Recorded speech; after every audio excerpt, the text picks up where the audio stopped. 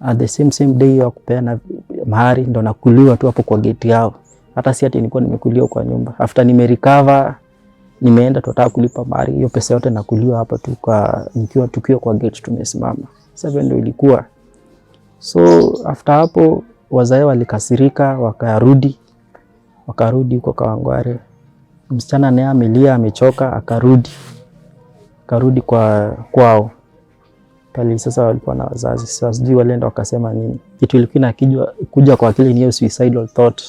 Nafikiria venye nitaenda tu nijimalize ndio hii aibu yote isinishike, because hapo sasa ukiangalia nilikuwa let down msichana, let down familia yangu, let down kanisa, let down pia mabeshte wenye walikuwa wametuaminia mbaya, because tulikuwa power couple wenye wamepitia vitu mob, wenye hadi watu walikuwa wanasema nyinyi mnaenda mbali, because tulikuwa tumepitia changamoto mingi sana. In their mind ni I was a criminal pretending to be a good person. Hivyo ndio walikuwa wamechukulia. So nobody wanted to do anything with me. Church wakaniacha. I think hata pastor alini block juu ilifika mahali hata sikuwa naona status zake tena. Hata kuni text kabisa. Nobody came through. Kila mtu aliniacha isipokuwa tu my brother na my friend ndo wali stick na mimi, because hao waliniambia si tunakujua, we know you, wewe si huyu mwenye umefanya hizi vitu.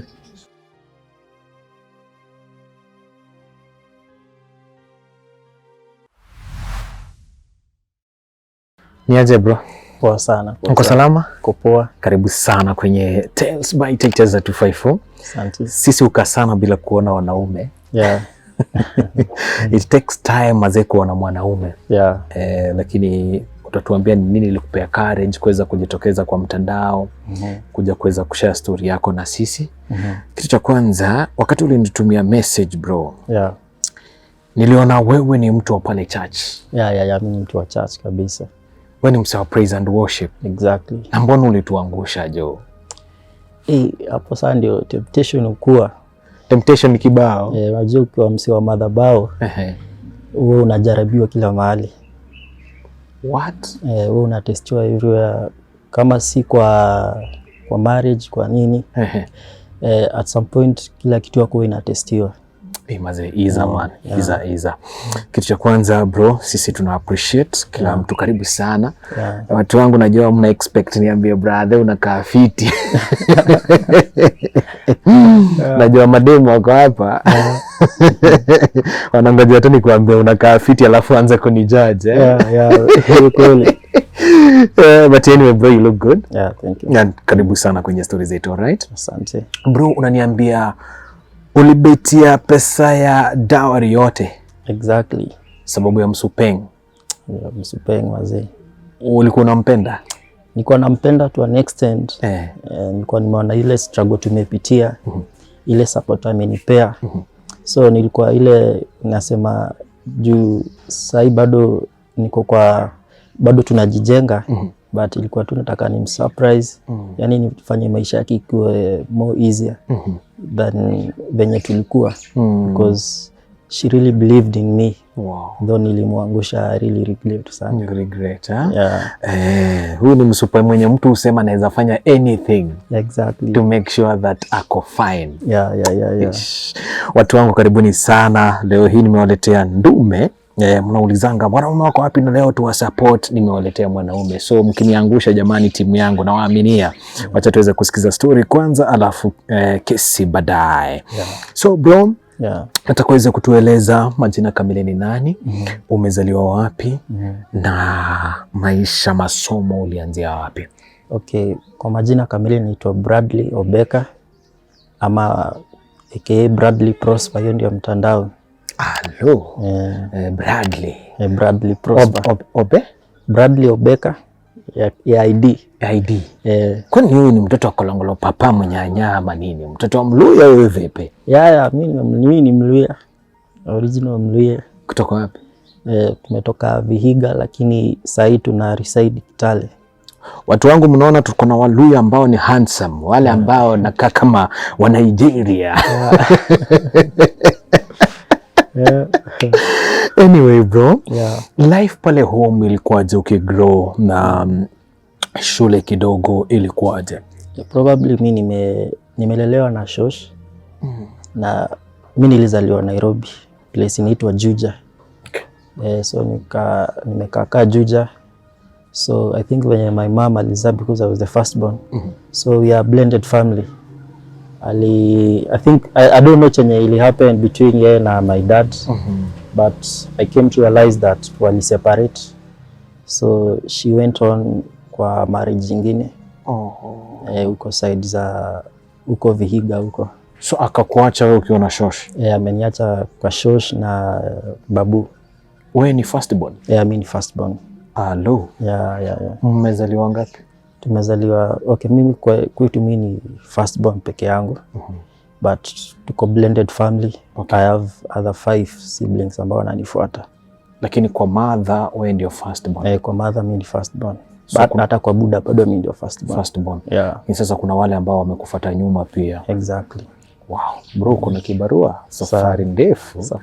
To all firstborns ambao wanatuwatch mazee, God awape nguvu mahali popote pale mlipo. So bro, shule umesoma ukafikia wapi? Masomo ilikuwaje? Shule nimaliza primary nikapita poa. Hapo tu Juja. So nika transferiwa sasa nikaitwa shule huko Western. High school nikapita. Kwanza primary nilipita poa, nilipita na 376.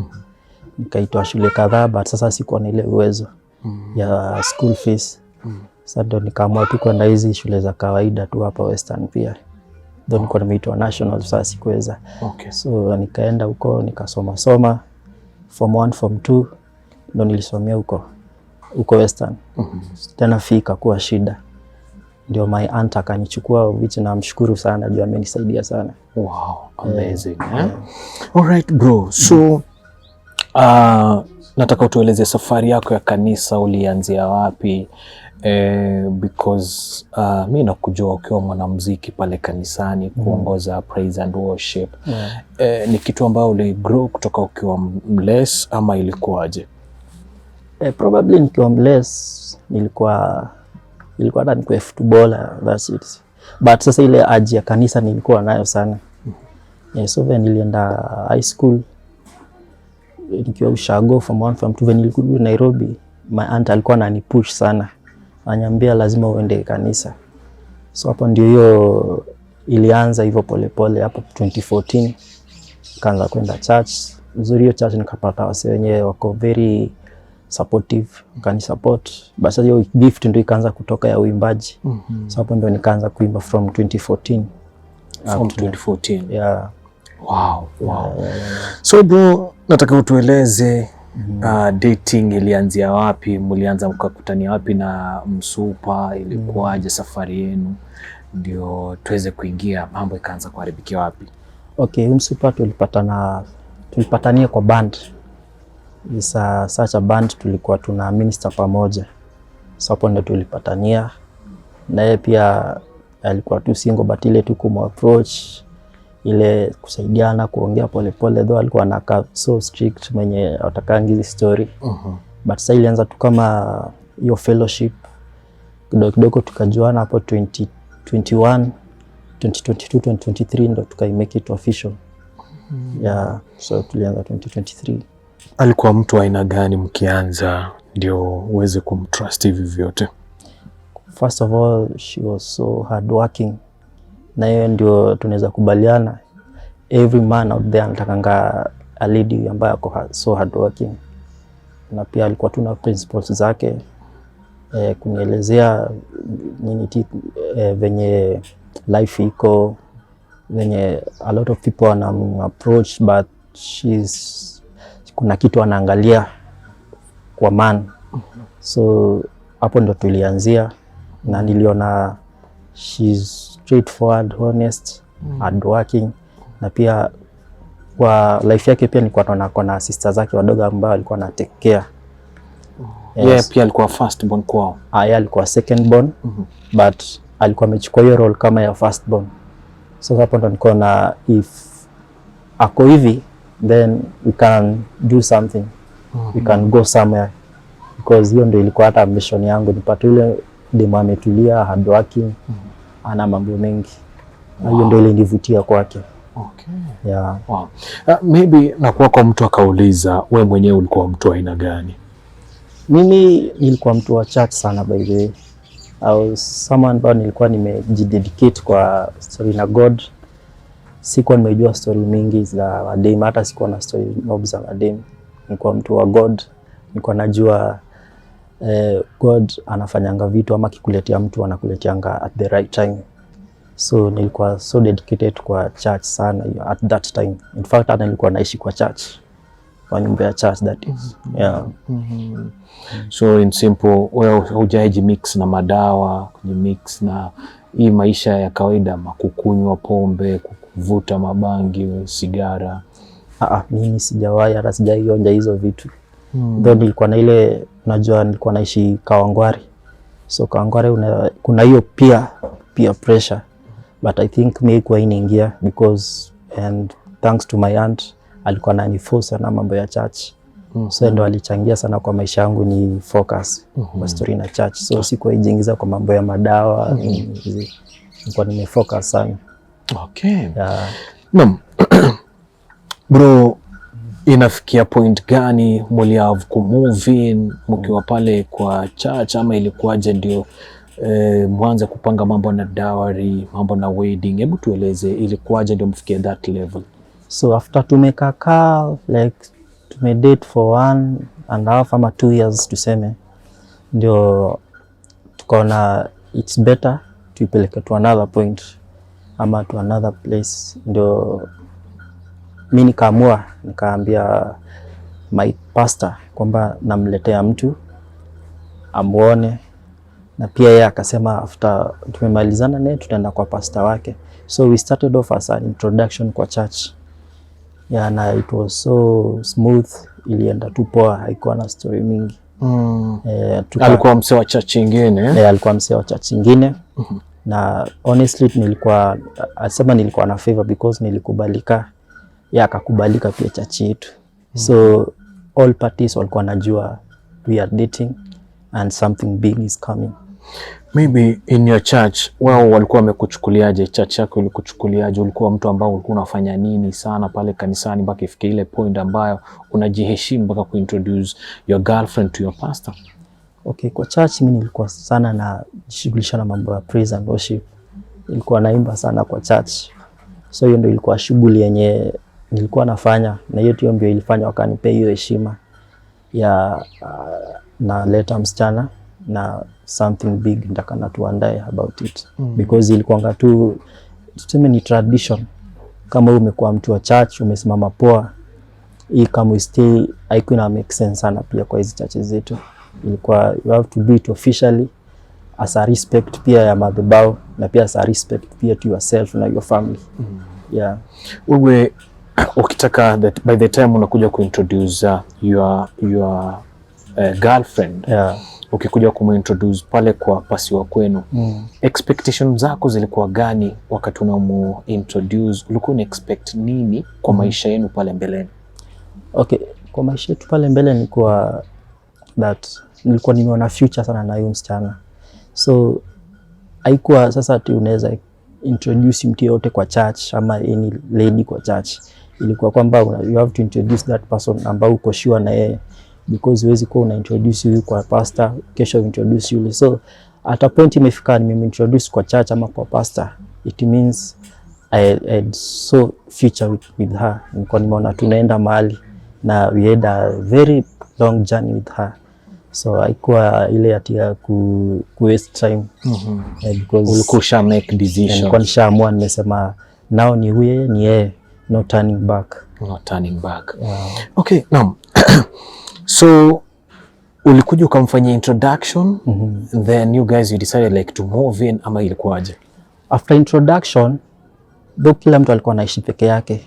So alikuwa anaishi kwake, mimi kwangu. So hatakuwa, because ilikuwa ndio we moving, lazima ikuwe tushafanya wedding, tushafanya hizo kila kitu. So after introduction ndio nikaenda kwa pasi wake, bado akani introduce huko na tukapata blessings. After hapo sasa ndo tukatengeneza hadi team. Hiyo unajua hiyo story na WhatsApp. So ikakuwa ile iko serious sasa. Ile design tuna head of kwa harusi. Hapo sasa ndio tukaeka tukaadd watu, tukaanza sasa mchango wa WhatsApp ya harusi. Ya harusi. Yeah. So hii WhatsApp mlikuwa mnafanya both mchango ya harusi at the same time, sasa ni wewe ulikuwa ujipange pia na ile ambayo ni ile ya dowry. Yeah. Ile ilikuwa hivyo sasa, dowry ilikuwa mimi personal. Nijipange. Wewe na Msupa. Mimi na Msupa tujipange venye nitaenda huko. Alafu ya harusi ilikuwa tu ya harusi kando. Yeah. Harusi ilikuwa ikae how long after dowry? Harusi ilikuwa ikae like kama ilikuwa ya 5 months after nimelipa dowry. Hivyo ndio tulikuwa tumepanga. So ilikuwa nitoa hiyo dowry mwezi wa 9, then harusi tufanye around Feb hapo. Okay. Now let's go here. Now, so inafika point gani ambayo mnaamua sasa wacha tu move in na inafika point mnaanza betting? So it reached a point ambapo mimi nikiishi Kawangware sikuwa na job. Nilikuwa after tu tumempata, nimeshamuintroduce, job yangu ilikatika. Nilikuwa nafanya kazi ya delivery kakatika.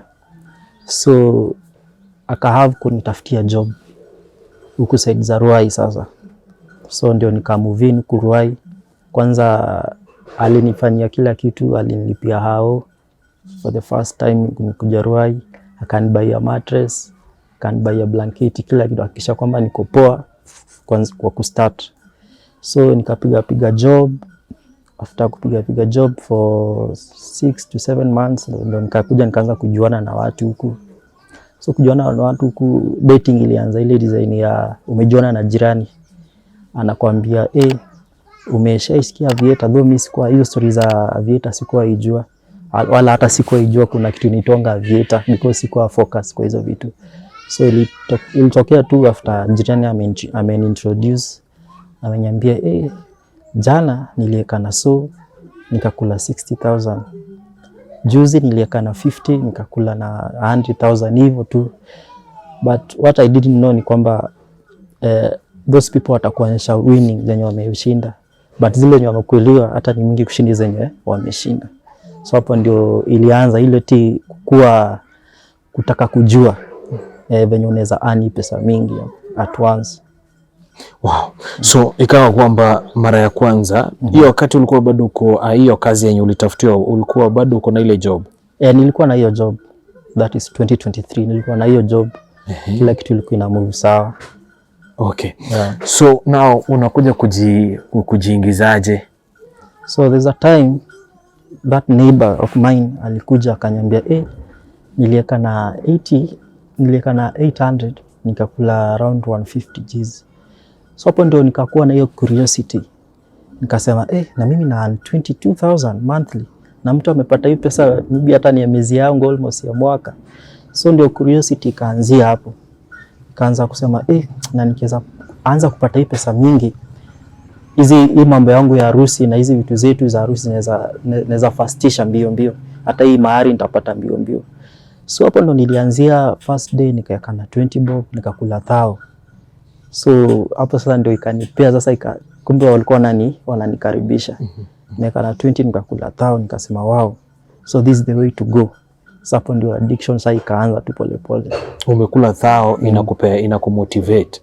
Nimekula 1,000 na nimeeka na 20 bob only, inanimotivate sana. Niko na sasa this is the way to go. Kumbe sikuwa najua sana jingiza kwa tunnel sasa. Kwa tunnel mbaya sasa. Yeah. So hii time demo ako wapi? Demo ako kwake. Alikuwa rent hapo Umoja 3, ya ako tuko. Ana pressure, kwanza ananisaidia vitu 2-3 pale inakwama ananisaidia. But at that time sikuwa imguzei mambo ya betting. Hata sikuwa itaka ajue. Because nilikuwa nataka tu nikipata pesa mingi kwa kama surprise. So ilikuwa secret yako? So hayakuwa hata aware kabisa. So the moment alikuja kujua ni time nimeenda kwake. So kwenda kwake nikamwambia unaweza nisaidia na 1,000? Akanipea, nikaeka nikakula. Nikamrudishia na interest. Akaniambia ni pesa unatoa wapi? Nikamwambia ni kubet. Sasa nikamfungulia nikamwambia ni kubet tu hapa na pale nimeonyeshwa. Ile kawaida ya wanaume. But yeye hakuwa nini, hata kushughulika, ikaishia tu hapo. So tukaanza hivyo polepole. Second time tena nikamuitisha pesa, akanipea, nikakula tena nikampea. Third time akanipea, nikakulwa. Hapo sasa hata sikukula kitu, hapo nilikulwa kabisa. Hiyo ni kama ngapi sasa? Alinipea 2,000. Nikaeka, nikakulwa.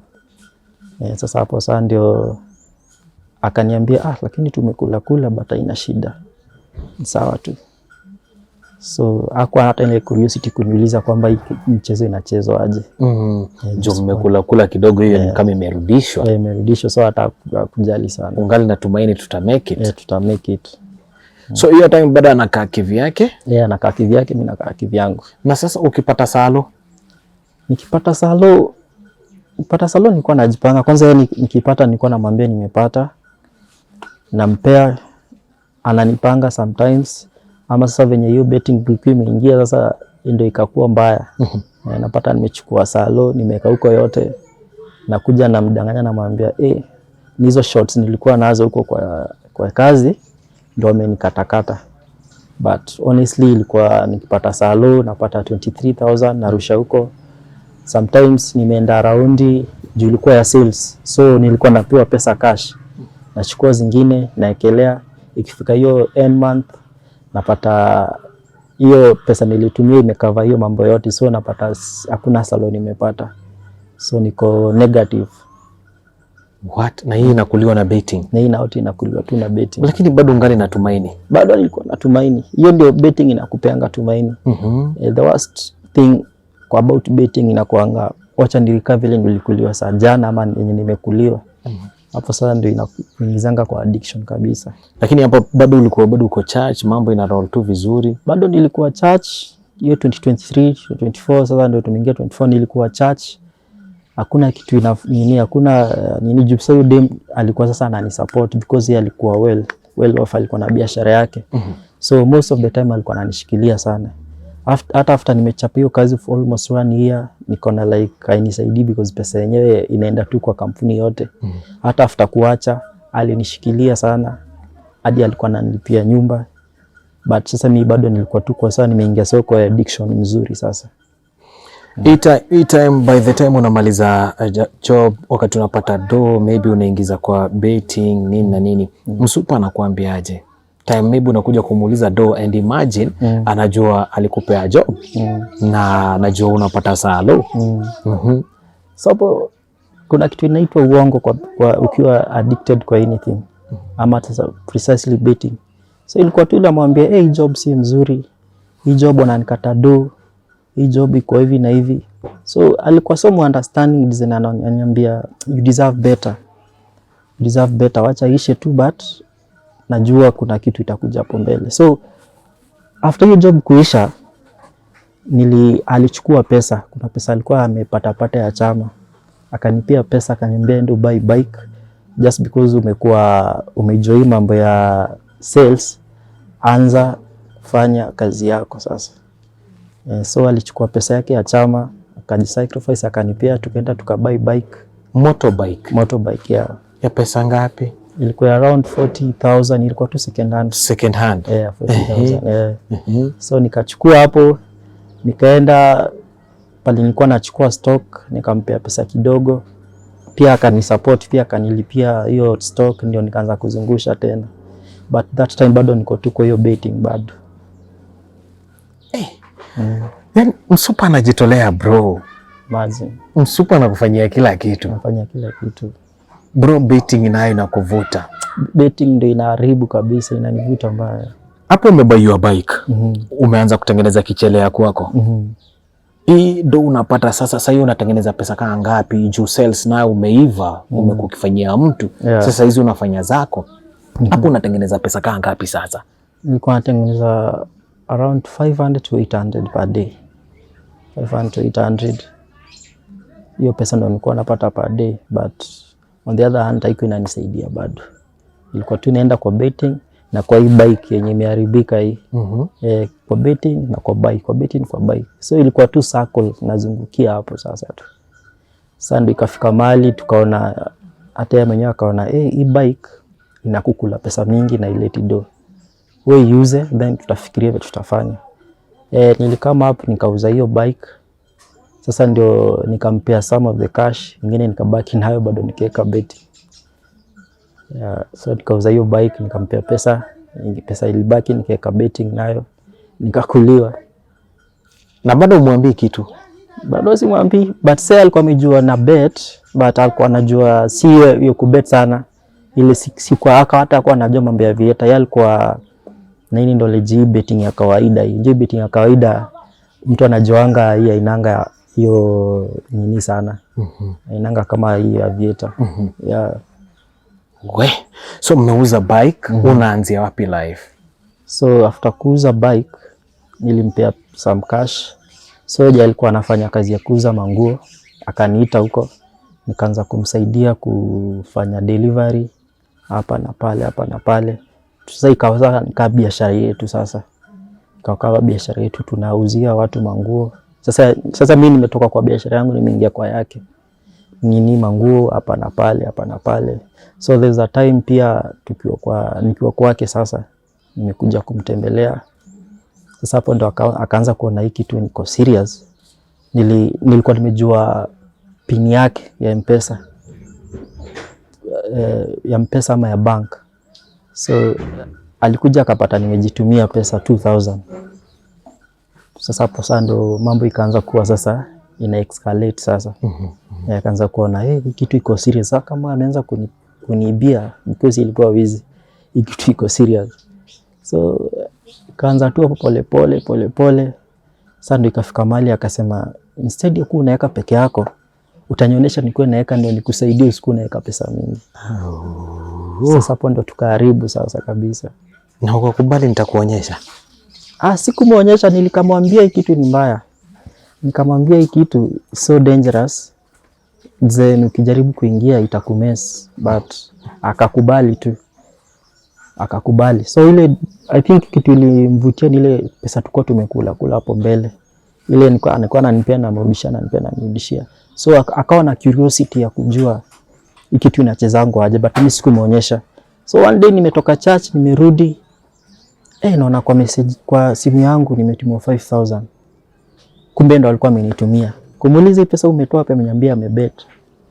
Nikamwambia unajuaje kubet? Unajua history ya kubet? Akaniambia aliona tu venye kunaekelewa akaregister account yake na hivyo ndo pia akaanza hiyo journey ya kubet sasa. Sasa nyinyi wote mmeingia into betting. Sasa sisi wote wawili tuko betting sasa. Sasa ni yeye ana bet, wewe una bet. Yeye ana bet, mimi na bet. Hii journey itaishia wapi? Sasa tulikuwa tunakula, tusa time hata tumekula 30,000, akanipea nusu, tukabaki na nusu.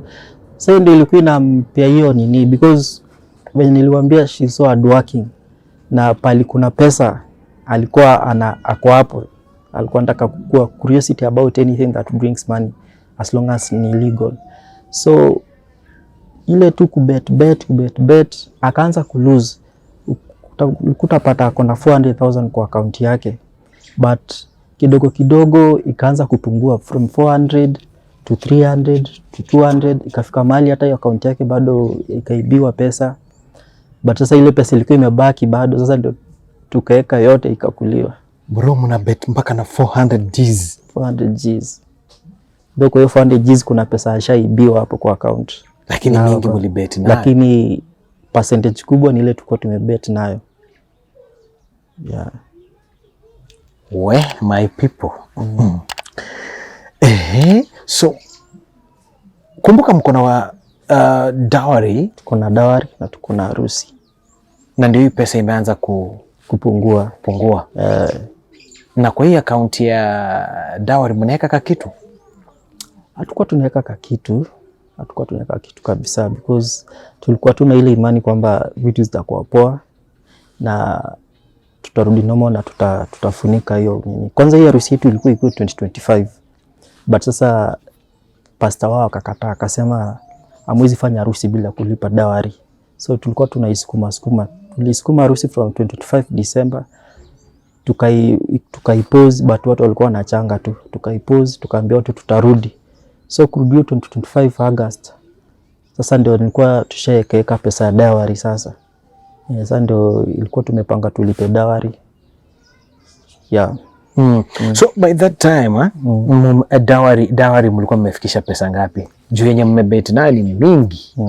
So nikikirudi nyuma kidogo, venye sasa tumekuliwa hiyo, ilifika mali hata akashindwa kulipa rent, kazi imeharibika, madeni zenye tuko nazo ni mingi za customer because alikuwa anatumiwa pesa tunaweka kwa Aviator anatumia, so ikafika mali hadi akashindwa kulipa ile nyumba alikuwa anaishi ile bed sitter, so ikabidi atoke huko akuje kuishi na mimi sasa hapa tuko sasa. Sasa yeye kwake kumemshinda. Hapa tunafanyia shoot size. Sasa yani maisha ilikuwa mbaya zaidi. Design hata haizi afford hata anything. Kazi nayo imeharibika juu ni kazi ya online, ilikuwa kazi online ya kuuza nguo.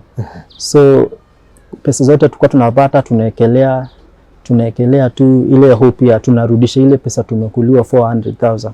But in the meantime ya kuekelea ndio tulikuwa tunakuliwa zaidi. Ilikuwa worse. So ni move in msaidiane mkiwa pamoja. Tumemove in sasa tusaidiane juu sasa maisha imekuwa ngumu. Yeye ametoka sasa kwenye anakaa. Ametoka kwenye anakaa. Mmemove in. Tumemove in sasa kwangu sasa. So hapa ndio mnapangia kila kitu, wedding yenu na dowry yenu. Though hiyo time past hata wako wanajua, hakuna mtu alikuwa anajua. Ajui mmemove in. Ajui mmemove in because pay itakuwa kama ni tabu kwa church. Amwezi move in na mjaoana. So tuka move in. Sasa after yeye amekaa, I think Mungu tu ndo alimsaidia akaquit. So the moment amequit ndio life yake sasa ikaanza kurudi kwa step by step. Akaanza kurecover. Tulikaa naye almost 5 months. Akarecover, akarudi sasa kuchukua tena nyumba nyingine hata kubwa kushinda ile alikuwa anaishi sasa. Akaendelea sasa kuishi na maisha yake sasa tukipanga hii mambo ya dowry. Si kwamba ati umemwachilia ama nini na nini. Ni ile wajue tu bado mnakaa separate. Wajue tu tumekaa separate sasa. Lakini hapa kiliwaumania mka move in wote pamoja. Tumania tuka move in. Sasa ikawa sasa tungangane sasa hadi tuone vipi tutasimama juu sasa hakuna kitu, hakuna mtu wa kutusaidia tena. Sasa bro, wewe huoni hapa yeye amequit, life yake imeanza kuchange. Wewe si quit pia? Mimi siku quit. Mimi nilipunguza because nilikuwa na ile tu akilia Aviator indakana nirudishie pesa imenikula juu nikipiga hesabu pesa ilikuwa imenikula hiyo for 2 years ilikuwa around 600,000 yake na yangu ilikuwa around 600 to 700. So nilikuwa tu na ile haja tu nikisema hata ikinirudisha hata half of it then na quit kabisa. But kumbe ndio makosa mtu anaweza fanya. Makosa mtu anaweza fanya ni kujaribu kurecover ile pesa ulikuwa umekuliwa. Ile unaonanga umekathaa unasema nimekuliwa, acha niongeze tao wengine. Acha niongeze tao wengine nirecover tao. Ati nikirecover tu tao hivi natoka. No, this thing ni demonic mbaya sana. Now, demu ameenda. Life ina change kidogo. So still but tena anakusupport. Ananisupport, alikuwa ananisupport sana. Though sasa hiyo biashara ni yetu, but sasa alikuwa ananisupport because sikuwa na any other means. So alikuwa my support system sana hiyo period yote. Sasa bro, nataka utupe story now. Mume save kidogo ya dowry na mna save mkiwa nyinyi wawili na huko church bado wanawapangia mambo na harusi. Hebu tuambie unakuja nje kubetia pesa ya dowry bro? So ndio kujifika kwa dowry, kwanza tulikuwa na kamkebe fulani tulikuwa tuna save na yeye. Hiyo tukasema hiyo itakuwa ya kwanza life after harusi. Apart from your dowry, so unajua ile tu saving unekangele ya mkebe. Mahali sasa tulikuwa tunarusha hapo pesa tukisema hii itatuokolea tukishamaliza history ya harusi because ukimaliza harusi life inaanzanga from zero. So last year 2025 mwezi wa 8 sasa ndio tulikuwa tushapanga mwezi wa 9 sasa ndio naenda kulipa dowry. Nimefikisha some amount ya kaniambia acha nikujazie ya juu but ukipata utanirudishia. Tuka-agree tukasema hiyo ni sawa. So at that moment bado nilikuwa na bet but once but nilikuwa nimemwambia kwanza, alikuwa amenitishia akaniambia usipoacha bet mimi nakuacha. So nilikuwa nimepunguza ile kubet na bet kama hayuko ama ajui, but sikuwa nimeingia kwa sana. So ikafika mahali nikaachana na hiyo bet kama miezi sasa 3 months to kulipa hiyo mahari. Nika quit kabisa, nikasema sasa hii hata asante, nime quit kabisa. Na ukaacha? Na nikaacha kabisa, na nikasema it is over, mambo ya bet mimi sirudi huko. So tumechanga, nimefikisha 50,000.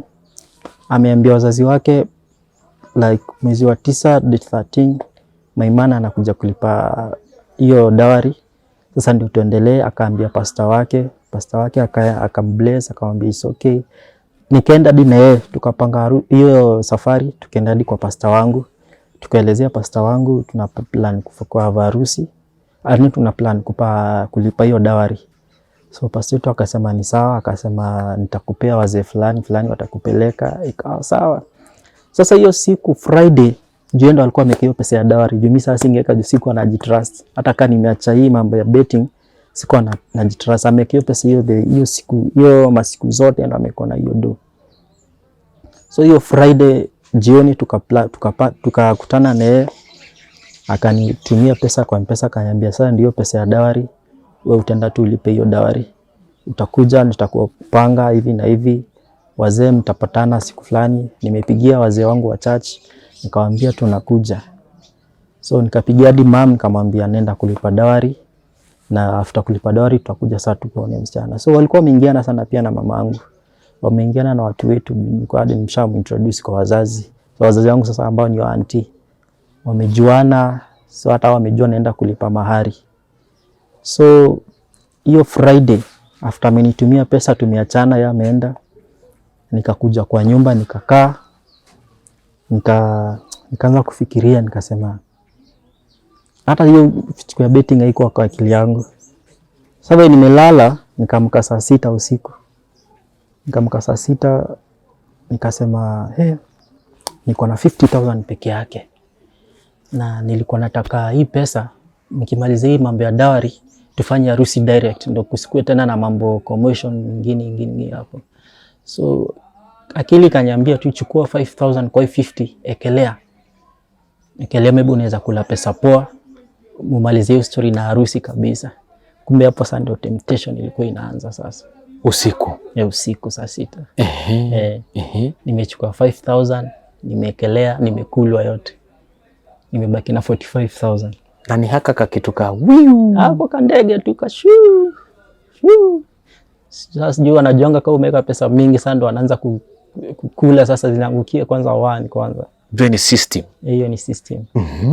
So nimeweka 5,000 nimekuliwa. Wasiwasi kanikujia. Nikasema sasa nimekuliwa 5,000 nitafanya aje? Na siwezi taka kuluziwa msichana. Alikuwa ameniambia pesa niweke mzuri, in case of anything tunaachana. So nimeweka 5,000 imekuliwa, but in my mind inaniambia you have to have something yenye mkimalizia mambo ya dawari hakutakuwa tena na mambo mengine kunegotiate, mnafanya tu harusi direct juu wenyewe mmekapitia. Juu honestly nilikuwa nimepitia na huyo msichana, tumetoka mbali na yeye sana, hata anajua. So after kuweka hiyo 5k imeenda, nimebaki na 45, nikachukua tena 5,000 nyingine nikaeka tena hiyo usiku tio saa 6. Hiyo 5,000 hata ikumaliza hata dakika kidogo, nimekuliwa. Sasa wasiwasi ndio inapanda, naona hii pesa inapungua, na kesho ndio hiyo sasa, hiyo ndio the D-Day sasa. Kesho ndio hiyo siku kubwa sasa. Ashaita uncle zake wa ushago, juu uncle zake wengi wanakuanga ushago, washafika. Sasa ni kesho tu wanangoja, wameandaa, wamenyambia venye wameshindwa wakipika kwao, wanangoja tu, wananingoja. Sasa niko na wasiwasi, na shangaa sasa nimekuliwa hii 10,000, nimebaki na 40. Hii nitajaibisha hii mbele huo msichana, maze nitamlet down. Kitu kingine kanyambia weka 5,000 tena, nikiweka 5 ikakulwa. Sasa nimebaki na 35,000, wasiwasi imepanda. Nasema sasa mimi nimeluziwa msichana, sijui nitaanzia wapi. Juu nikimwambia nimeekelea tena nimerudie betting after 3 months itakuwa mbaya kabisa. So nikalala kwanza, ikafika nimeekelea hadi saa 7 hapo nikalala. Nikapigia huyu neighbor nikamwambia kesho niko na event. Na ni event kubwa sana na siwezi taka kuletu msichana down ama kujilet down. Na nilikuwa na 50,000 nishakuliwa 15,000. Na nahitaji kurecover, utanifanyia aje? Yeye akaniambia fanya hivi. Chukua pesa uweke kwa account, unipe account details zako. Nijaribu kukuchezea.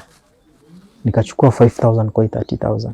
Kwa 35,000 nikaweka. Sasa nimebaki na 30. Kuweka akacheza akarecover kidogo, akarecover 10,000. Akaniambia nimerecover 10,000. So uone venye utafanya, lakini kwa hiyo 10,000 lazima unipe 1,000. Hata sikumtumia. Nikamwambia mimi nataka 15,000. Nataka sign 20 hata si 15. Sasa hii pesa haitanisaidia sana. Mimi mwenyewe nikaingia huko bado nikacheza na hiyo pesa alikuwa ameweka 10,000 ninyasha kula. Nikakuliwa yote tena. So nimebaki na 30,000. So 30,000 nikalala hata sikucheza. Nikalala. By 5 nimeamka. Nikasema wacha nijaribu sasa, maybe naendaga naweza recover hiyo 20,000 yenye nimekuliwa. Nikaweka 5,000. Nimebaki na 25. Kwa hiyo 5,000 hata ikukaa imekulwa. Sasa nimebaki na 20,000. Sasa wasiwasi na nitatetemeka. Sasa asubuhi nitakana by asubuhi nikuwa nimejiandaa, nimepigia wazee, kila kitu iko sawa. Nitakana wakuje huko nao wamejiandaa, anti zake wamejiandaa, wananingoja tu. Kuweka nimebaki na 20 ikakuliwa, nimeka 5 bado imekuliwa, nimebaki na 15. Imagine nilikuliwa pesa imefika saa 2 nimebaki na 8,000 out of 50,000. Na ni asubuhi. Saa 2. Watu wa kanisa umewapanga? Nimewapanga. Watu msichana amepanga watu wa kwao? Wamepanga watu wa kwao. Wanani expect. Ni saa 2 asubuhi. Sasa kufika hiyo saa 2 nikapigia pasta. Juu kuna pesa tulikuwa tumechanga ya harusi. Nikapigia pasta nikaambia pasta, sasa nikamdanganya. Juu sasa hii vitu inakujanga na uongo na strategy wewe utadanganya. Nikaambia pasta, ile pesa habari pasta mzuri, kwa salama. Yeye akaniambia uko ready? Nikamwambia niko ready ndio, lakini ile pesa nilikuwa na expect haija nini? Ile pesa nilikuwa na expect haiko. Bado iko kwa nini? Bado iko kwa kuna pale nilikuwa na save haijatoka. Kuna place nilikuwa na save haijatoka. So kama unaweza nisaidia na hii pesa yenye walikuwa wamechanga ya harusi, recover hapa nipeleke kama dowry, then hii pesa yangu ya sako ikitoka nitakurudishia, itakuwa sawa. Pasa kaniambia for now sijui, hebu pigia mzee chairman wa harusi. Kupigia chairman wa harusi akaniambia mimi sijui, hebu pigia treasurer. Treasurer akanipigia akaniambia ningoje tu kidogo niongee na pastor then nitakwambia. So after kuongea na pastor treasurer akakuja akaniambia hiyo pesa sasa iko mbali, iko kwa fixed, siwezi itoa. Na sasa niko na 8,000 sasa. Out of 50,000 niko na 8,000. So akaniambia hizo pesa zimefungiwa, sasa tuwezi toa. Sasa nikashangaa nitafanya aje?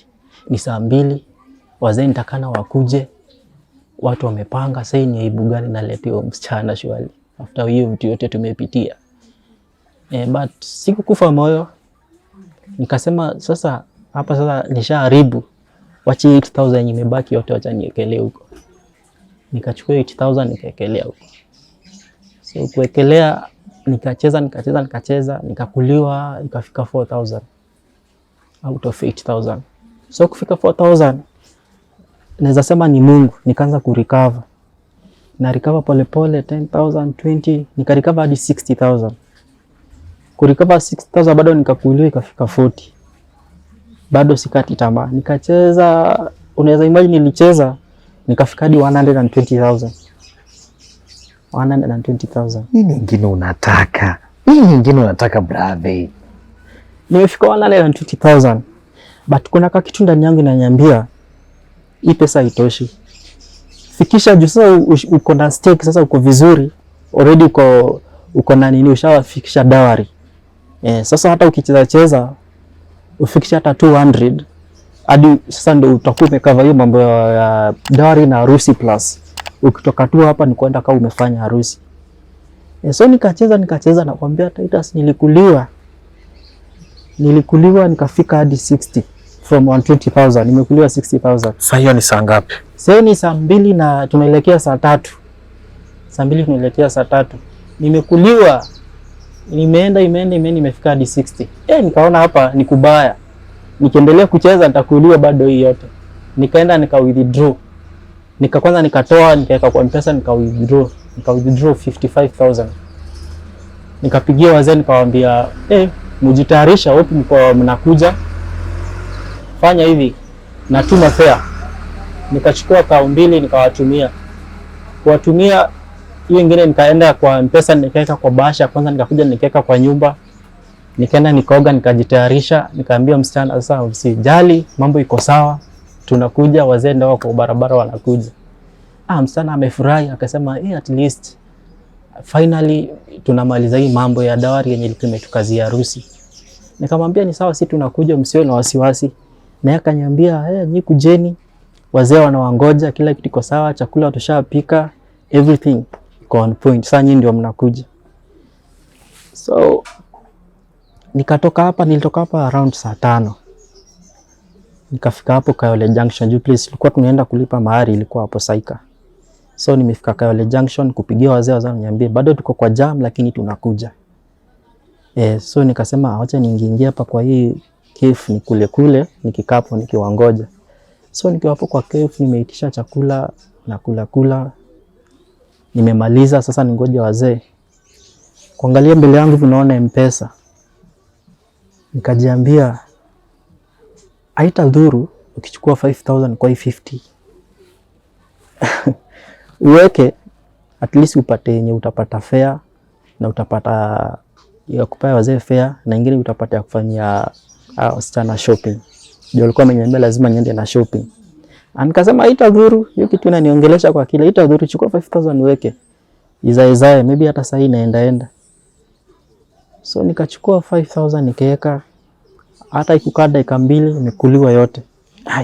Sasa nikaanza kuziuliza najirudisha tena wapi huko. So kukaa tena kidogo nikasema hapana, huwezi enda na hii pesa nusu. Chukua 5,000 nyingine uweke, urudishe hiyo 5,000 umekuliwa. Ndio ikuwe 50,000 mara moja, uachane na hiyo story. Ilikuwa wasi. Nimeweka tu hivi. Nimesha deposit 5,000 hata ijakaa. Nimekuliwa. Sasa nimebaki na 40,000. So hii 40,000 nimekaa nao, sasa nikasema hii hata siguzi. Wacha nipeleke tu hivyo ikuwe venye itakuwa. At least nimeleta ka kitu. So nimekaa hapo nikajiuliza, okay ni sawa unapeleka 40,000. Hauna shopping, hauna pesa ya wazee, utafanya aje? Shetani ni nani? Akaniambia fanya hivi, chukua 5,000. Inaweza kuwa hii ni bahati yako, weka. Nikachukua 5,000 nikaweka, nibabaki na 35. Kwa hiyo 5,000 nimekuliwa tena. Nimebaki na 35. So when nimebaki tu na 35,000, nikasema hata hii siguzi tena. Bahati nzuri wazee wakanipigia wakaniambia tumefika hapa Saika stage. Uko wapi? Nikamwambia nakuja, nikachukua bike tukakutana nao. Tukalakiana vizuri na wazee wakaniambia hii kitu umeamua ni kitu ya maana sana. Na umetake a very big step kuamua hivyo. Nikamwambia wazee iko sawa, but wazee wajua nishakuliwa 15,000 nimebaki na 35,000. Nikamwambia wazee ni sawa, but hapa kwa mfuko niko na 35,000. Wazee wakasema hiyo ni sawa. 35,000 ni pesa mingi kwa dawari, haina shida, wewe twende. Nikamwambia lakini huko kwa msichana na wazazi wao wanajua napeleka 50k. Ndivyo ndio tulikuwa tumeagree. Hao wanajua napeleka 50. Wazee wakaniambia sasa hapo ndio kuna shida. Tutaenda na 35 na wana expect 50 italeta shida. Hebu ongea na msichana. Msichana anajua, nikamwambia msichana ajui. Nika text hiyo demu yangu nikamwambia babe saa hii niko na 35,000 niko nayo. Demu aliwaka moto. Akasema kama si 50,000 tuachane na hiyo mambo. wazazi wangu wana expect 50,000. So nikiwaambia ati unaleta tena 35,000 watu wanakaa tunawadanganya tunawachezea akili.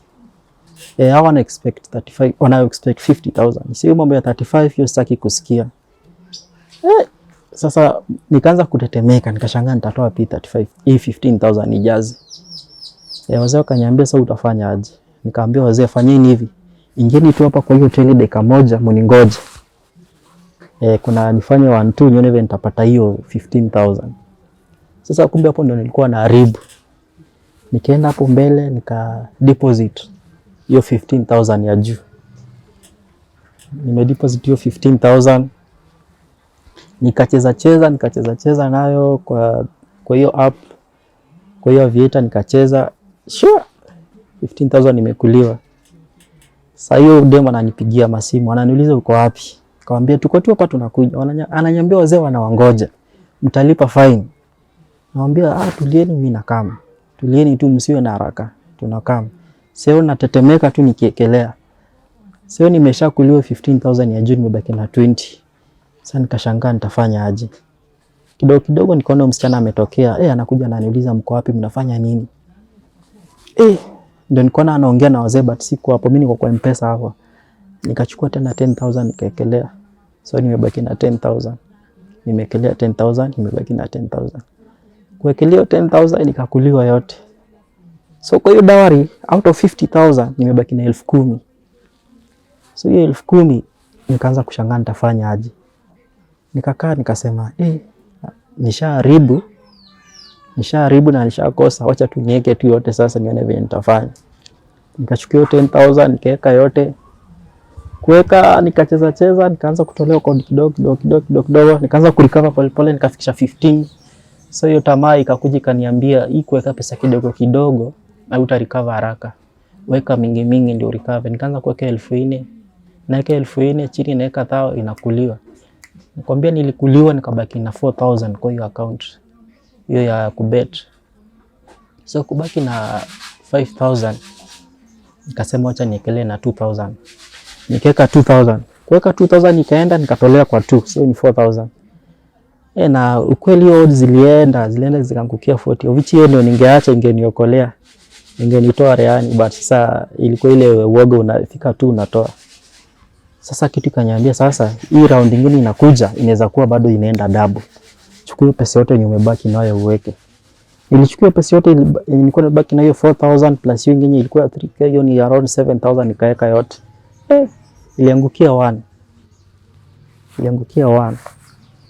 So nishakuliwa nimebaki 0. Sasa natetemeka, nimejaa pressure, sijui nitafanya aje. Msichana sio namuona tu kwa distance akuko na wazee. Amenipigia simu hata nimekatakata. Naona analia. Sasa nikashangaa nitakuwaje na ile courage kuambia nimekuliwa pesa. Na at that moment nilikuwa nimwambia niko na 35,000. So kukaa ndio msichana wazee ndo wakaelezea msichana akaambia msichana kijana ametuambia kuna 35,000. Akatuambia mlikuwa mna expect 50,000. So ameenda kutafuta hiyo 15,000. Ameenda kupiga simu 2-3 apate hiyo do. So kukuja sasa niko na huyo msichana ananiuliza unafanya nini? Uko na hiyo 35,000?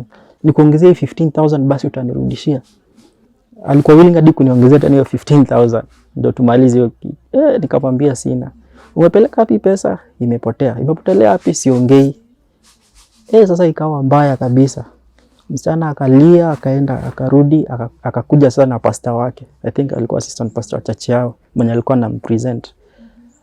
So kukuja wakaanza kuniinterrogate, umepeleka wapi pesa? Nini? So venye nimeona pressure imekuwa mingi, nikamwambia tu kweli, nimebet. Nimeekelea na nimekulwa. Ilikuwa mbaya. Msichana alilia kabisa. Ati ndio kitu ilikuwa inanipain kabisa because nilikuwa naona analia pia na imagine ile sacrifice ameweka, tumepitia vitu mob. Akona kama ni betrayal, like sikuwa nampenda but haikuwa hivyo. Ilikuwa tu some satanic force ambayo I think ilikuwa imekuja because huwezi niambia at the same day ya kupeana mahari ndo nakuliwa tu hapo kwa gate yao. Hata si ati nilikuwa nimekuliwa kwa nyumba. After nimerecover nimeenda tutaka kulipa mahari, hiyo pesa yote nakuliwa hapa tu kwa tukiwa kwa gate tumesimama. Sasa ndio ilikuwa So after hapo wazae walikasirika, wakarudi huko Kawangware. Msichana naye amelia, amechoka, akarudi kwao. Pale sasa walikuwa na wazazi. Sasa sijui walienda wakasema nini. So mimi nimekaa nafikiria nitafanya aje. Nikasimama hapo kwa stage sana. Nimeshindwa kumove, nimeshindwa kutembea, niko na wasiwasi. Kitu inakuja tu kwa akili ni sasa siwezi face embarrassment yote sasa. Kitu ilikuwa kuja kwa akili ni hiyo suicidal thought. Nafikiria venye nitaenda tu nijimalize ndio hii aibu yote isinishike, because hapo sasa ukiangalia nilikuwa let down msichana, let down familia yangu, let down kanisa, let down pia mabeshte wenye walikuwa wametuaminia mbaya, because tulikuwa power couple wenye wamepitia vitu mob, wenye hadi watu walikuwa wanasema nyinyi mnaenda mbali, because tulikuwa tumepitia changamoto mingi sana. So nimekaa hapo kwa stage nafikiria nitafanya aje. Akili nyingine ikanikujia, ikaniambia kwa kale ka bank yenu mna saving, kuna pesa hapo. Ende one ni ngapi? Kama iko enough, chukua ukuje ulipe mahari, then uone venye utarecover. So nikaenda kwa nyumba yake sana, ilikuwa na key yake. Nikaenda kwa nyumba, nikachukua kwa mkebe kuangalia, kuhesabu pesa, nikapata iko na around 30,000. Nikasema 30,000 haitasaidia. Nahitaji 50. Kitu kaniambia chukua hii pesa uwekelee tena. Yaani bado kitu inanifuata tu. Chukua hii uwekelee, utafutie 20,000 ya juu. Uende utengeneze mambo haraka before yaribike, before wazee waende mbali. Because wazee walikuwa wamepanda gari waandaka kwenda. Nikaenda mbio, nikachukua pesa, nikaweka kwa M-Pesa bado. Na nikadeposit yote 30,000. So nikaanza kuwekelea, naekelea 4,000 inakuliwa, 4,000 inakuliwa. Trust you me, hiyo 30,000 ikakuliwa yote. Sasa in total nilikuwa nimekuliwa 80,000. In just some few hours and nilikuwa nimesimama hapo.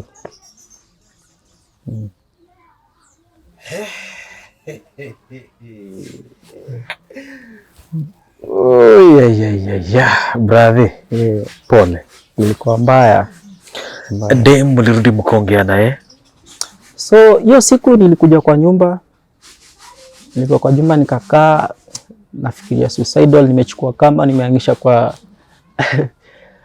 kwa nyumba. Nafikiria sasa venye nitajimaliza, because it was such an embarrassment yenye hata siwezi face mtu yoyote, because nimejimess, nimeharibu reputation yangu. Watu walikuwa wanajua mimi ni mse wa church, nimeokoka nini, yani it was unexpected that these people wanaenda kufanya harusi na hao tu wako power couple, hakuna kitu yenye inaweza kuja between. So nilikuwa na ile aibu sana. Aibu ile nishika, nikaona I don't deserve to live. So nikachukua kamba, but before nijue nikaona kujinyonga hii ni uchungu sana. I better take something ambayo nitaenda tu mbio. So hiyo siku nikaenda nikanunua rat nikaweka kwa nyumba. But before nikunywe, nikachukua simu nikaandika tu hapo kwa WhatsApp, kwa status, ninajua nimewaangusha. I failed, I'm a failure. I have failed as a son, I have failed as a friend, I have failed as a boyfriend, nini. So kuandika hizo, huyo msichana akaona. Akaniambia kuna haja kujiua, wacha nitakuja tuongee. But sasa at that point hata sikuwa nasikiza mtu, because nilikuwa najua hii ni mess yenye itanihaunt maisha yangu yote. Hivyo ndio nilikuwa nimejiambia, ni mess itanihaunt maisha yangu yote. Na kweli bado inanihaunting, because nilimess msichana mwenye alikuwa mzuri. Yani nilimess mwenye alikuwa na intention good na maisha yangu pia na maisha yake. Na feel like nilimfail kabisa. Ile unaweza feel mtu hadi uone hata yani au deserve kuishi. But tulikuja tukaongea. Alikuja kwanza endo alinitafuta.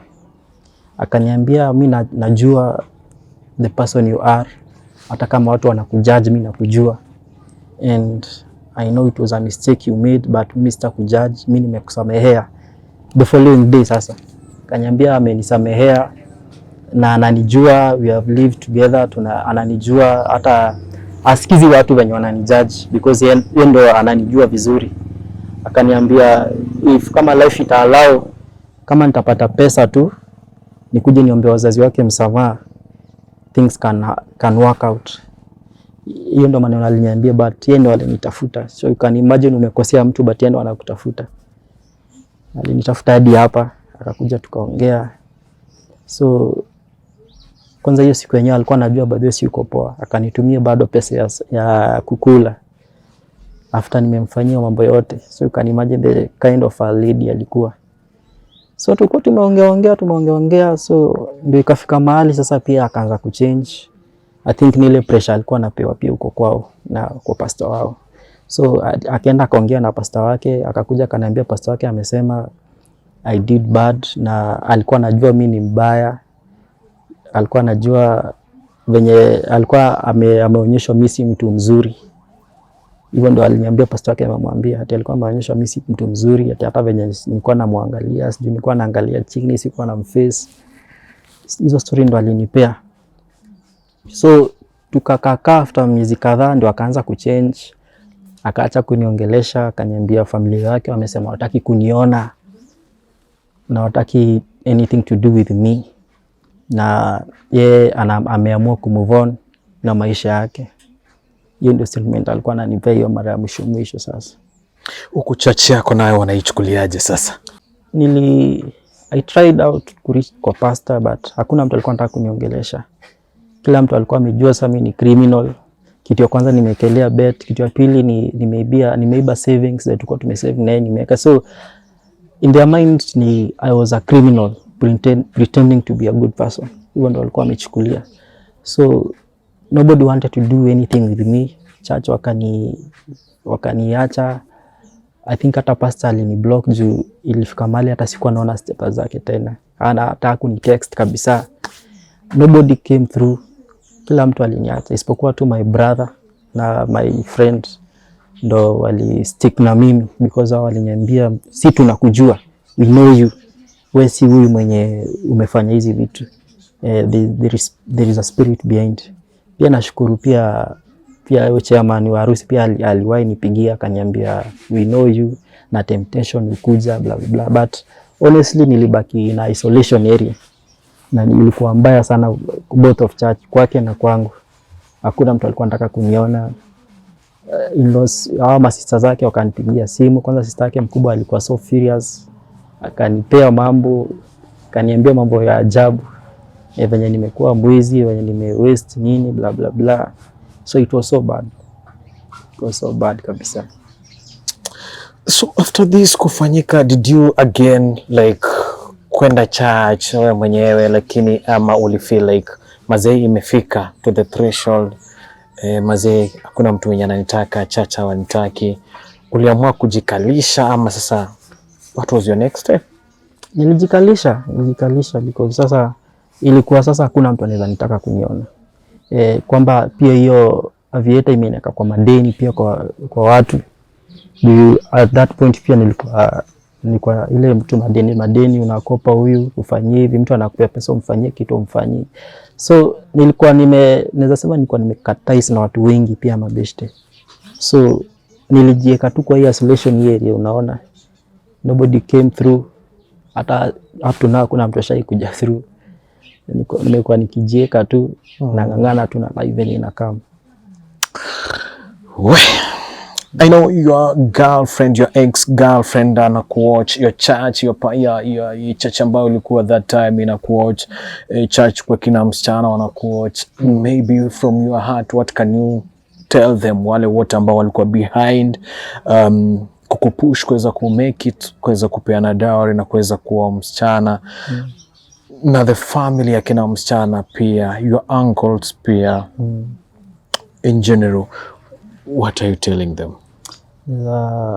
I can tell them kwamba I know nilimess na niliwakosea sana. I was supposed to be a role model to many people ambao niliwaangusha. Nilikosea watu wengi, nilikosea pia jamii.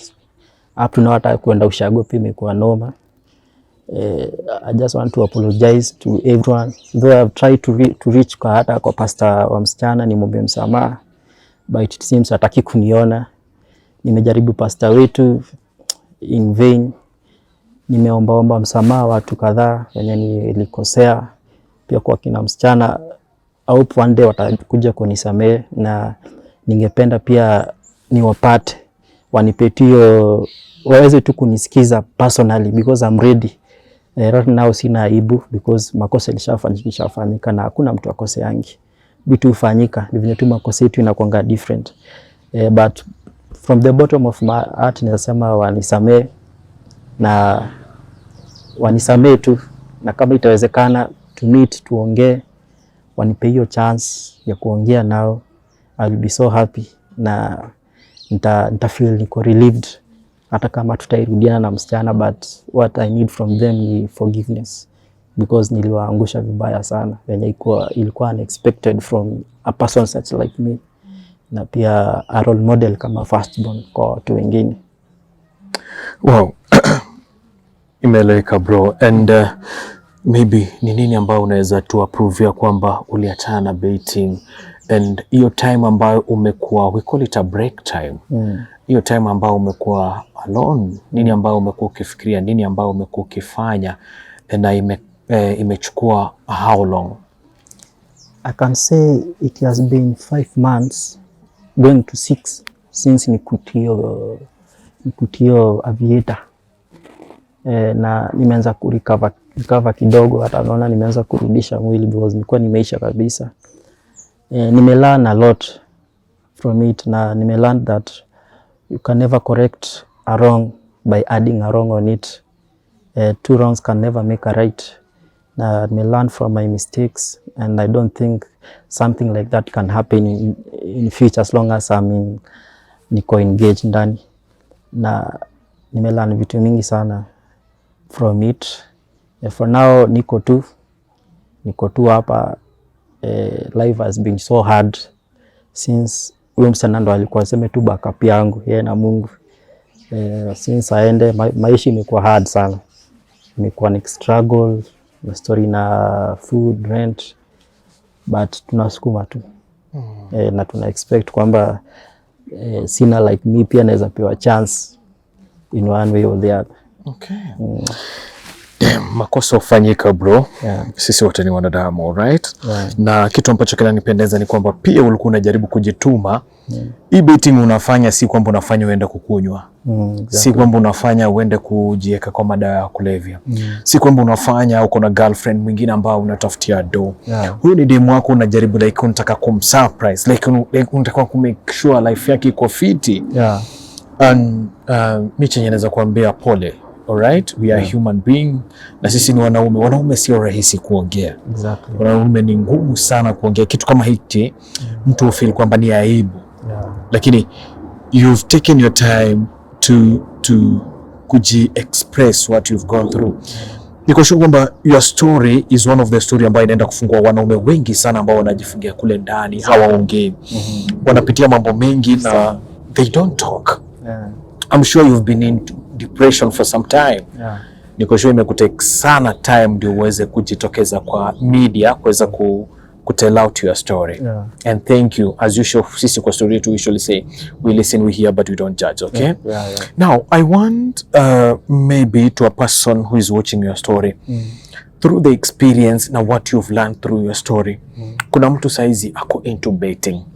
Kuna mtu saizi anapambana sana kuachana na baiting. Wazazi wamemtenga, marafiki wamemtenga, kila mtu wamemtenga. Yeye anang'ang'ana na kuachana na baiting. Nini ambacho unaweza taka kumwambia? Naweza mwambia yeye ni mtu wa maana sana, by the way. You are a very important person. Na hakuna mtu alizaliwa na addiction. Addiction comes slowly by slowly. The same as recovery. Recovery inakujanga pole pole as long as umeamua.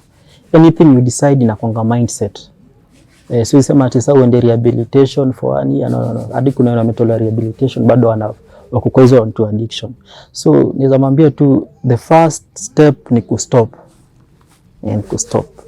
Kitu yoyote ulianzisha unaweza stop. Hakuna kitu haiwezi stopika, hata ikuwe nini ina stop. Na hiyo kustop inaanza na mindset.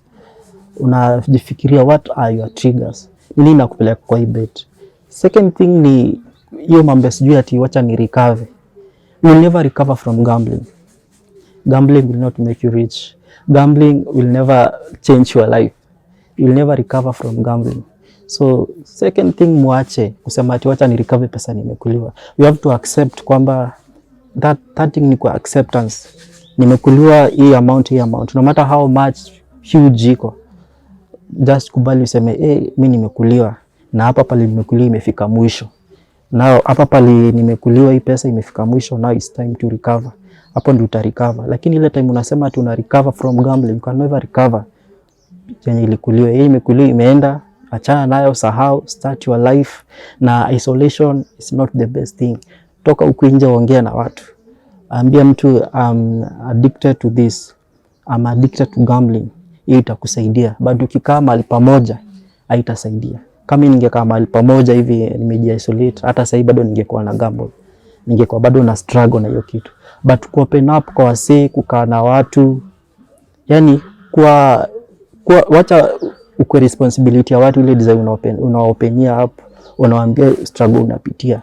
But njoo wanaume wengi waongei, mwanaume anaamua chaji kufia, hapo ndio inatumaliza.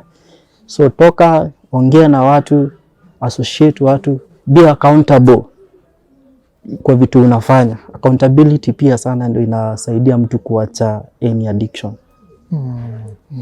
Wow, what a message from our brother there. And so bro, for now una survive aje? For now sitakudanganya, it has been hard. Hata sasa ni siku 3 sijadishi because sina any other means. Siwezi pigia marafiki wale nilikuwa nao kitambo, siwezi pigia hizo connections zote niliziharibu through your gambling. So na recover tu. Nyumba nayo sijalipa pia for almost 3 months. I don't know next month itakuwa aje. I don't know kama nitatupwa nje niende kwa street. So it has been so hard. Kupata kazi imekuwa noma. Niko tu yani na survive tu na grace ile yenye naomba tu Mungu anipe hiyo strength itanifikisha kesho. But I don't know venye kutakuwa. Maybe currently you're thinking of dating? Currently I'm not thinking of dating because niko kwa hali mbaya. I'm thinking of venye nitasurvive, venye nitasimama, because singependa tena msichana mwingine akuje apitie. I feel like bado sijaheal ama bado niko kwa hiyo mess. So right now nataka nijisimamishe, yani nisimame tu mimi peke yangu kwanza. Ndio maybe in future God willing mambo ikiwa sawa then sawa. But for now dating no. For the 5 months umepata church ambayo imeku accept, umeenda upeleke kipawa chako. Remember that you are talented, you know? Yeah. Yes. Unataka talent yako ilale hivyo. Kuna church yenye ume identify somewhere maybe yenye unaweza enda kushare na wao your talent maybe? For now sijapata church. Sijapata church kabisa, hata ndo nimekuwa nikiomba. Kama kuna church maybe naweza ni accommodate, nikiwe nawafanyia tu kazi ya Mungu ni sawa, because sahi I'm in the mid so ya kusurvive. Yeah, so sijapata church kabisa. Umesema basically wewe uko good in what in church? Basically in church mimi niko good in singing.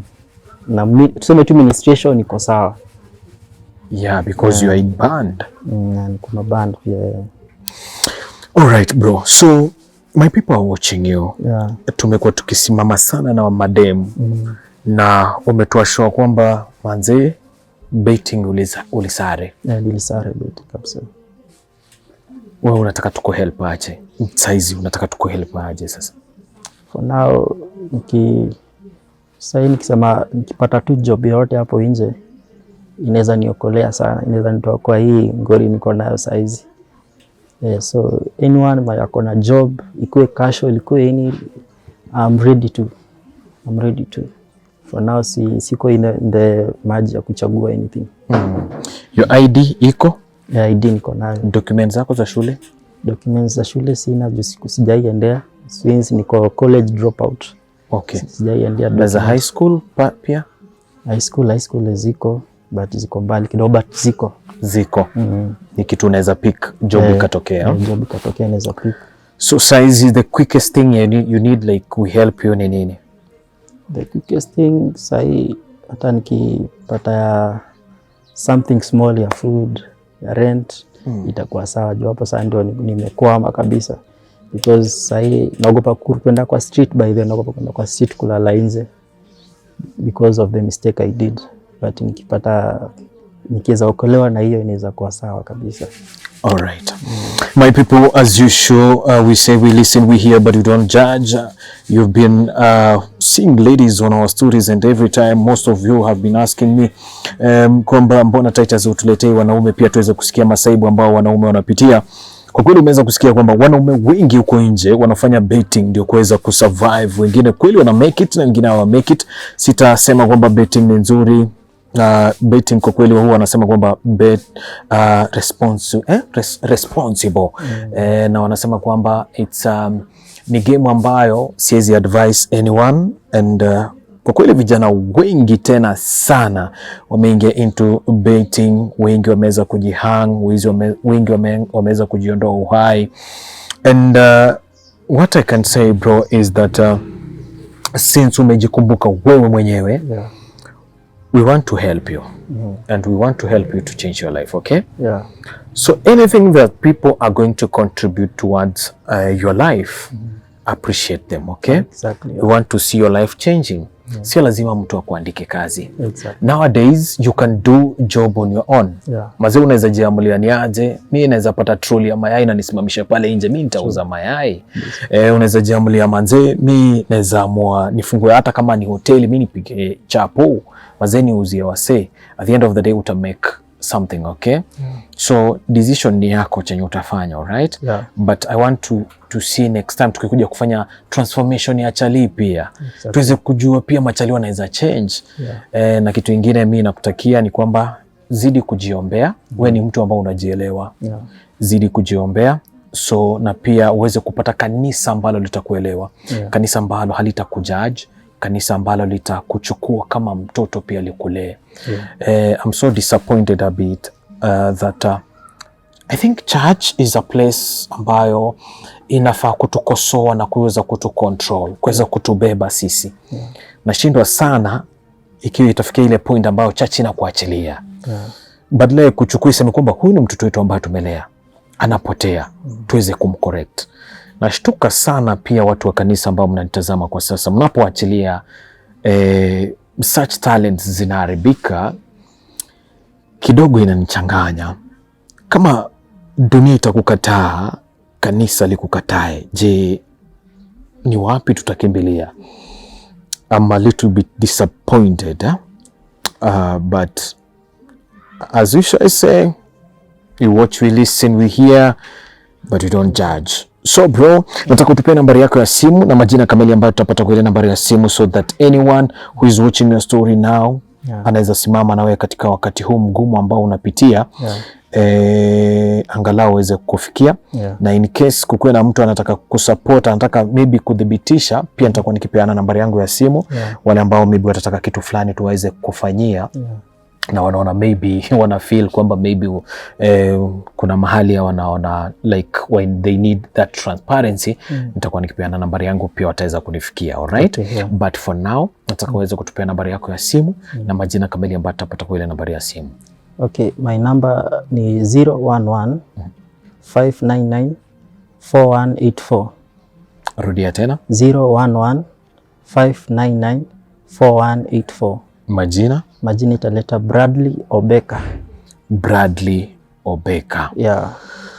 Alright, asante sana Bradley kwa kuweza kushare na sisi story yako. Niko sure kwamba kupitia kwa story yake kuna kitu ambacho leo hii umeweza kujifunza, because yeye ukiweza kumsikiza vizuri ni mtu ambaye anajiheshimu, ni mtu ambaye alikuwa anaheshimika tena sana. Kwa sasa ana feel kwamba amerejectiwa, kwa sasa ana feel kwamba ako isolated. I could like maybe kama unasikiza story zangu na uko sure kwamba unaweza taka akuwe brother yako, mpigie simu, because ameweza kutupea nambari yake ya simu, mpigie simu. At the same time, mazingira ambayo anaishi, hayo ndio mazingira ambayo anaishi ndani. Na anaomba kwamba kama kuna mtu ako na kibarua, uko na kazi ama unaweza msaidia. Mimi kwangu nilikuwa namsuggestia, yani mwanaume anaweza jiamulia, aamue apate gas, apate pan, eke, kama itawezekana eke aanze kupika mandazi, machapo, au pia anaweza amua kuna troli yake bigi afanye ajiuzie mayai kidogo. Ni mtu ambaye ako tayari tu kuweza kufanya kazi yote ile ambayo ni legit. So kama uko pale na uko na uwezo wa kuweza kumsupport ndugu yetu, nambari yake ya simu ameweza kutupea, and kindly usimhukumu, usimjudge, because we are here to help each other. And asanti sana kwa wale wote ambao wameweza kuvumilia kwa story yake kuanzia mwanzo, katikati na hadi tamati. Na tunapomaliza story yake, ningependa sana nionyeshe pia next time tukiweza kutransform maisha ya mwanaume. Tumekuwa tukitransform maisha ya na dada zetu. Leo hii wacha pia kwa mwanaume wa kwanza kwenye story zetu kuweza kutransform mwaka huu wa 2026. So niko sure kwamba wanaume wengi ambao mlikuwa mmejifungia pale nje mmeweza kusikia ndugu yetu, na niko sure kwamba kupitia kwa story yake leo hii, I'm very sure kwamba wewe pia utakuwa ukinitafuta, na ukinitafuta nambari yangu ya simu iko hapa, ni 0748 1245 97. Nipigie, ni chat kwenye WhatsApp, nitumie ujumbe mfupi, na bila shaka nitakuwa nikikuja hadi maeneo ambayo upo, tutakuwa tukishare story yako, na bila shaka Wakenya wako tayari kuweza kukusikiza wewe kama mwanaume pale nje. Alright? So napomaliza huu msimu, nataka watu ambao watajitolea, watu ambao wamemake it kama wangali wachanga. Je, wewe uliweza kumake it aje? Uko na biashara, uko na ofisi, uko na kazi unafanya, umeandika watu, lakini ungali mchanga. Je, wewe uliweza kumake it aje? At the age of 20, 25, 30, 35, 40, 45, uliweza kumake it aje ukiwa mchanga, ili tuweze kuwa na encouragement, tuweze ku-encourage wenzetu wanao feel kwamba wamefikia tamati, wana feel kwamba hawana tumaini kwenye maisha. Je, wewe uliweza kumake it aje? Kama unajua uko pale nje na uko tayari kuweza kutushare story yako, kuweza kutuambia wewe uliweza kumake it aje, nambari yangu ya simu nimeweza kukupea, ndio hii nimeiweka hapa. Nipigie, chat kwenye WhatsApp. Bila shaka platform ni ya bure. Ukiwa na biashara, mimi nita advertise biashara yako bure, so long as tu tueleze wewe uliweza kumake it aje, ndio tuweze kusaidia hii generation mingi ambayo kwa kweli wanajituma katika njia tofauti tofauti ambazo ni njia ambazo sio nzuri. Alright? So asanteni sana watu wangu. Tunapomaliza story yake, make sure kwamba una subscribe, una like, una comment, alafu pale chini unaweka notification bell on, na niki-expect kusikia wanaume wengi all the way from Ruai. Back to you. Tukutane kwenye next episode. Kwaheri.